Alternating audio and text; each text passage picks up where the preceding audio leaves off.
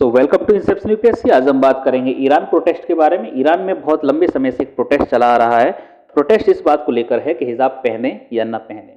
वहाँ का जो बड़ा तबका है, महिला वर्ग है, वो ये कहता है कि साहब हमें हिजाब नहीं पहनना है, लेकिन वहाँ की जो सरकार है वही कहती है कि आपको जो कपड़े पहनने हैं वो इस्लामिक कोड के, ड्रेस कोड के हिसाब से ही पहनने हैं, यानी हिजाब आपका मैंडेटरी रहेगा जब भी आप पब्लिक में जाएंगे। अब इसको लेकर वहां पर प्रोटेस्ट शुरू हो चुका है। प्रोटेस्ट को आग दी गई है माशा अमीनी की डेथ के द्वारा। असल में ये महिला है माशा अमीनी, इन्हें अरेस्ट कर लिया गया था वहां की पुलिस ने। वहां की पुलिस का भी एक स्पेशल तबका है जिसे हम बोलते हैं मोरालिटी पुलिस। मोरालिटी पुलिस का काम ही यही है कि ड्रेस कोड को लागू करवाना है। दरअसल हिजाब ईरान में कभी भी मैंडेटरी नहीं था, लेकिन 1983 में इसे मैंडेटरी बना दिया जाता है बाय लॉ लाकर, और 2006 में इस पुलिस का गठन किया जाता है जिसे हम बोलते हैं मोरालिटी पुलिस। इसका काम यह है कि सड़कों पर टहलेंगे, घूमेंगे, गश्त लगाएंगे और इस्लामिक ड्रेस कोड को लागू करवाएंगे। जिन्होंने नहीं पहन रखा है उन्हें अरेस्ट करेंगे और उन पर दबाव डालेंगे। हालांकि ऐसी कोई पर्टिकुलर एज लिमिट नहीं दे रखी है कि आप इस एज से ऊपर के हो गए हो तो फिर आपको हिजाब पहनना ही पहनना है। बस थोड़ा सा अंदेशा ये है कि जब भी आप पॉवर्टी की एज से गुजरोगे तो उसके बाद से आपको ये पहनने ही है। क्या करना है?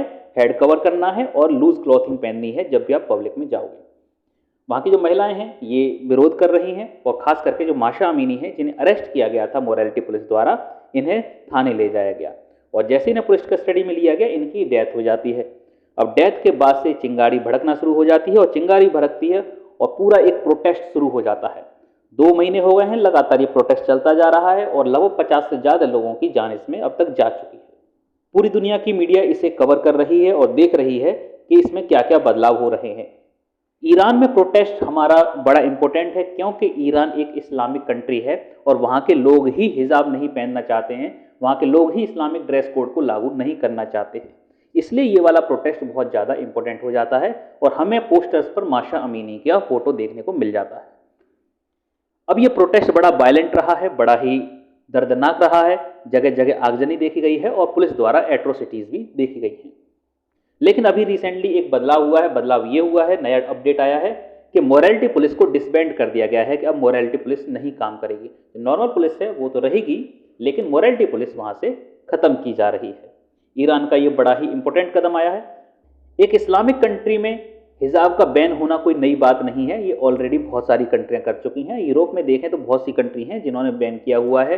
मुस्लिम कंट्रीज़ भी हैं, अफ्रीकन कंट्रीज़ भी हैं और एशियन कंट्रीज़ में। लिस्ट आपकी स्क्रीन पर है। कौन कौन सी हैं? फ्रांस है, डेनमार्क है, स्विट्ज़रलैंड है, जर्मनी है, बुल्गारिया, बेल्जियम, ऑस्ट्रिया, इन सब ने हिजाब को बैन कर रखा है। मुस्लिम कंट्रीज़ ने भी कर रखा है, कोई बहुत नई बात नहीं है। जैसे अल्जीरिया है, बोस्निया है, कजाकिस्तान, सीरिया, ताजिकिस्तान, तुनिसिया, इन कंट्रीज़ ने भी बैन कर रखा है। अफ्रीका में कैमरून, चैड, कोंगो, गैबोन, इन सब ने भी बैन कर रखा है। और एशिया में देखा जाए तो चाइना और श्रीलंका ने भी इस पर बैन लगा रखा है।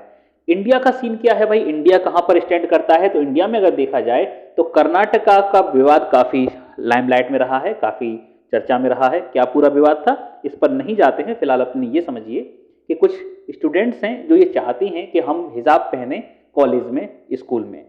इसको लेकर कर्नाटका की सरकार ने बोला है कि नहीं भाई आप नहीं पहन सकते हैं, और ये केस हाई कोर्ट जाता है और हाई कोर्ट से फिर ये जाता है सुप्रीम कोर्ट। सुप्रीम कोर्ट में 2 जजेस इसकी सुनवाई करते हैं, लेकिन दोनों जजेस के ओपिनियन बिल्कुल अलग अलग आते हैं।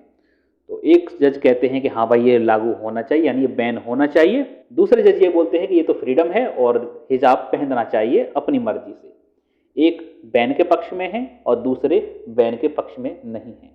तो स्प्लिट वर्डिक्ट आया है। इस पर अभी इंडिया में कोई भी डिसीजन फाइनल नहीं हो पाया है। लार्जर बेंच के लिए ये रेफर किया गया है।